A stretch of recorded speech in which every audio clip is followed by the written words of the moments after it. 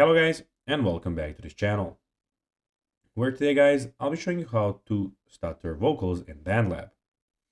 So guys, the first thing that you of course need to do is go to Google and type in bandlab.com. After that you just need to go and log into your profile or register to Bandlab if you haven't already done that, of course.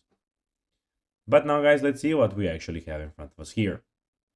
So in the left side of the screen, as you can see, we have the trending, following, music and video. We have the liked posts, albums, and playlists. In the top side of the screen, we have the feed, discover, services, library, and the search bar. But now guys, let's see how you can actually go and shutter vocals in Bandlab. So it is pretty simple and you just need to go and follow these few steps to know how to do it in no time. First of all, of course, you need to go and record your vocal track and add lip track separately. You can do that by clicking on library, and here when you click on new project, you can create a new project there. Then use the editor to trim the first word or phrase of your vocal track. Copy the trimmed section and paste it onto the add lip track.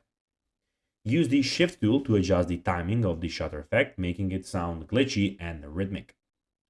Compare the shutter effect on the add lip track with the original vocal track and make any necessary adjustments. So guys, that will be everything for this video. I hope that you found this video informative and entertaining, guys. If you did, don't forget to like this video, share it, subscribe to the channel, and put the notifications on, as guys, this really helps us grow our channel. So if you have a few seconds, it will be pretty cool if you could do this for us. So guys, that will be everything for this video. I hope that you enjoyed it, and guys, as always, I'll be seeing you in the next video on this YouTube channel. Until then, as always, bye guys.